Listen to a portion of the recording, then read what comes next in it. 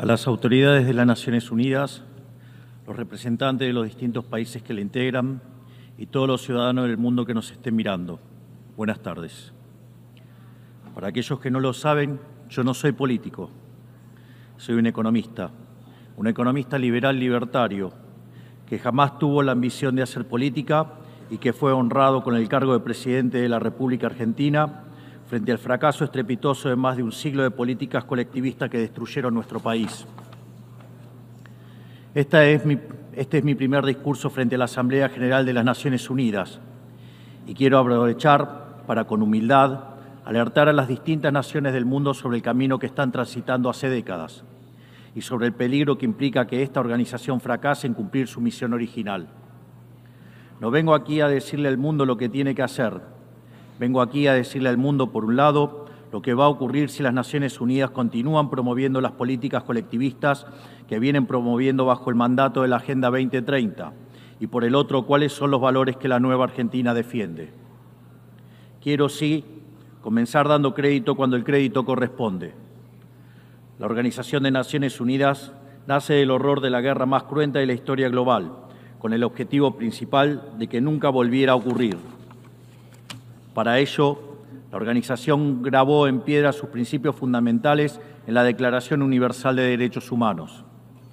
Ahí se consignó un acuerdo básico en torno a una máxima, que todos los seres humanos nacen libres e iguales en dignidad y derechos. Bajo la tutela de esta organización y la adopción de estas ideas, durante los últimos 70 años la humanidad vivió en periodo de paz global más largo de la historia, que coincidió también con el periodo de mayor crecimiento económico de la historia. Se creó un foro internacional donde las naciones pudieran dirimir sus conflictos a través de la cooperación, en vez de recurrir instantáneamente a las armas, y se logró algo impensado: sentar de manera permanente a las 5 potencias más grandes del mundo en una misma mesa, cada una con el mismo poder de veto, a pesar de tener intereses totalmente contrapuestos. Todo esto no hizo que el flagelo de la guerra desapareciera, pero se logró por ahora que ningún conflicto escalara a proporciones mundiales. El resultado fue que pasamos de tener 2 guerras mundiales en menos de 40 años, que en conjunto se cobraron más de 120 millones de vidas, a tener 70 años consecutivos de relativa paz y estabilidad global, bajo el manto de un orden que permitió al mundo entero integrarse comercialmente, competir y prosperar. Porque donde entra el comercio no entran las balas, decía Bastiat. Porque el comercio garantiza la paz, la libertad garantiza el comercio y la igualdad ante la ley garantiza la libertad. Se cumplió, en definitiva, lo que consignó el profeta Isaías y se lee en el parque cruzando la calle. Dios juzgará entre las naciones y arbitrará por los muchos pueblos. Forjarán sus espadas en rejas de arado y sus lanzas en podadoras. Nación no tomará espada contra nación, nunca más conocerán la guerra. Esto es lo que ha ocurrido mayormente bajo la tutela de las Naciones Unidas en sus primeras décadas. Y por eso, desde esta perspectiva, estamos hablando de un éxito destacable en la historia de las naciones que no puede ser soslayado. Ahora bien, en algún momento, y como suele ocurrir con la mayoría de las estructuras burocráticas que los hombres creamos, esta organización dejó de velar por los principios esbozados en su declaración fundante y comenzó a mutar. Una organización que había sido pensada esencialmente como un escudo para proteger el reino de los hombres se transformó en un leviatán de múltiples tentáculos que pretende decidir no solo qué debe hacer cada Estado-nación, sino también cómo deben vivir todos los ciudadanos del mundo.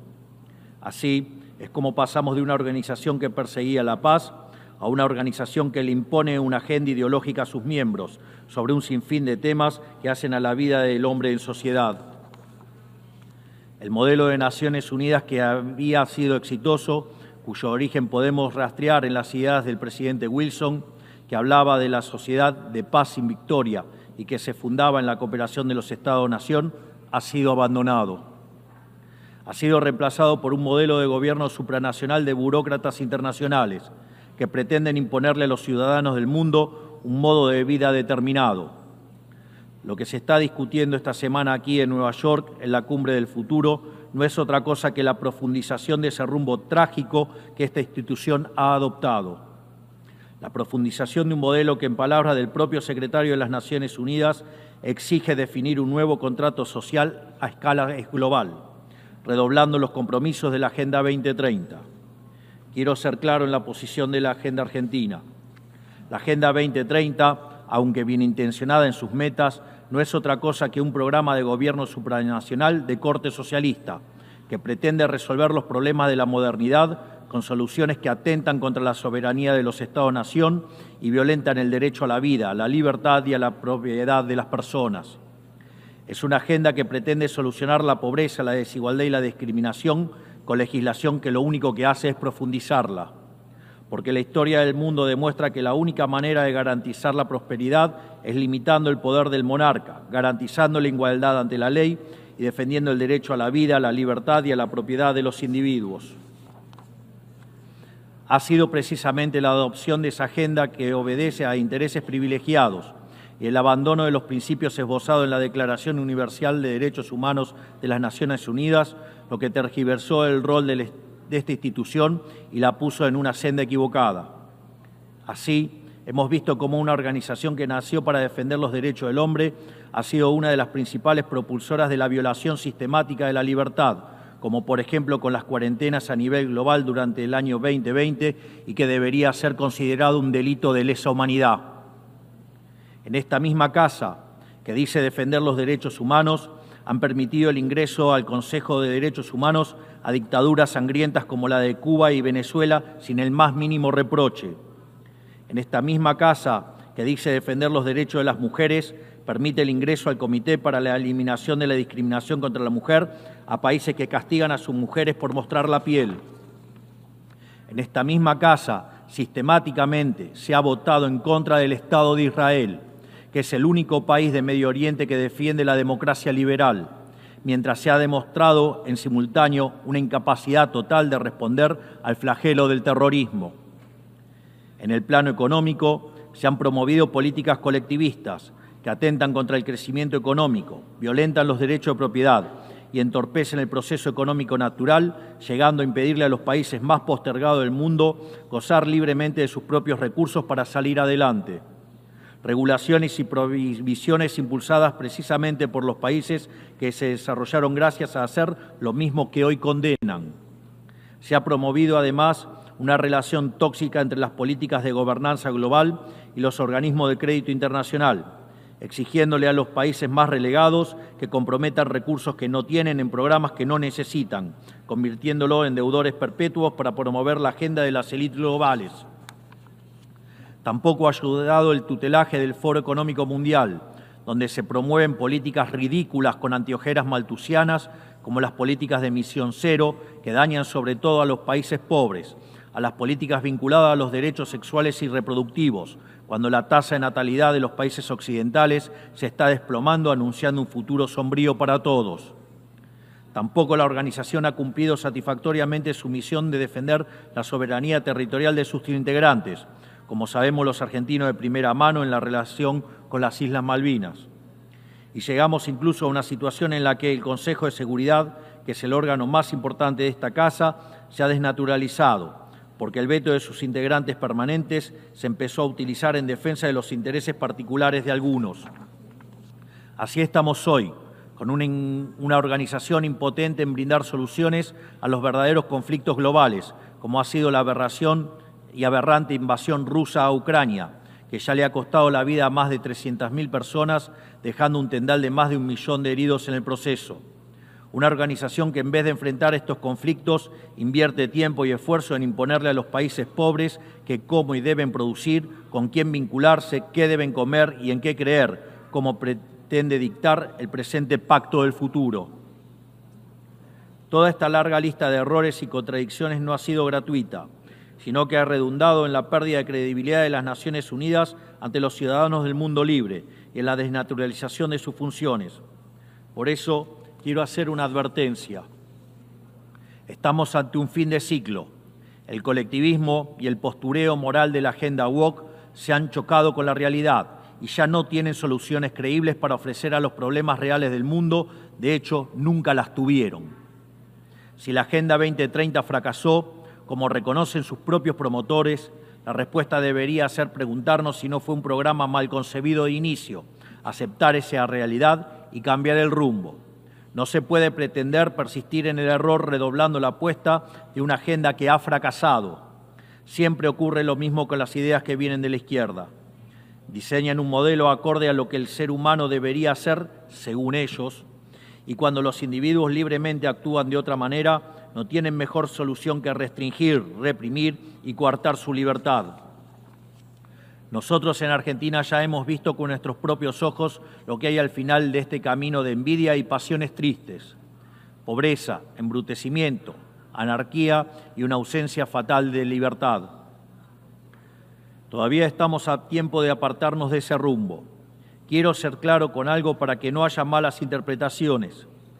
La Argentina, que está viviendo un proceso profundo de cambio en la actualidad, ha decidido abrazar las ideas de la libertad. Esas ideas que dicen que todos los ciudadanos nacemos libres e iguales ante la ley, que tenemos derechos inalienables otorgados por el Creador, entre los que se encuentran el derecho a la vida, a la libertad y a la propiedad.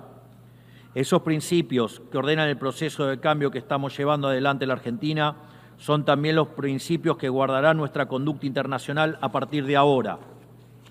Creemos en la defensa de la vida de todos. Creemos en la defensa de la propiedad de todos. Creemos en la libertad de expresión para todos. Creemos en la libertad de culto para todos. Creemos en la libertad de comercio para todos. Y creemos en los gobiernos limitados, todos ellos. Y como en estos tiempos lo que sucede en un país impacta rápidamente en otros, creemos que todos los pueblos deben vivir libres de la tiranía y la opresión, ya sea que tome forma de opresión política, de esclavitud económica o de fanatismo religioso. Esa idea fundamental no debe quedarse en meras palabras, tiene que ser apoyada en los hechos, diplomáticamente, económicamente y materialmente, a través de la fuerza conjunta de todos los países que defendemos la libertad. Esta doctrina de la nueva Argentina no es más ni menos que la verdadera esencia de la Organización de las Naciones Unidas, es decir, la cooperación de naciones unidas en defensa de la libertad. Si las Naciones Unidas deciden retomar los principios que le dieron vida y volver a adaptar el rol para la que fue concebida, cuente con el apoyo inclaudicable de la Argentina en la lucha por la libertad. Sepa también que la Argentina no acompañará ninguna política que implique la restricción de las libertades individuales, del comercio ni la violación de los derechos naturales de los individuos. No importa quién la promueva ni cuánto consenso tenga esa institución. Por esta razón, queremos expresar oficialmente nuestro disenso sobre el Pacto del Futuro firmado el día domingo e invitamos a todas las naciones del mundo libre a que nos acompañen, no solo en el disenso de este pacto, sino en la creación de una nueva agenda para esta noble institución, la agenda de la libertad. A partir de este día, sepan que la República Argentina va a abandonar la posición de neutralidad histórica que nos caracterizó y va a estar a la vanguardia de la lucha en defensa de la libertad. Porque, como decía Thomas Paine, aquellos que desean cosechar las bendiciones de la libertad deben como hombres soportar la fatiga de defenderla. Que Dios bendiga a los argentinos y a todos los ciudadanos del mundo y que las fuerzas del cielo nos acompañen. ¡Viva la libertad, carajo! Muchas gracias.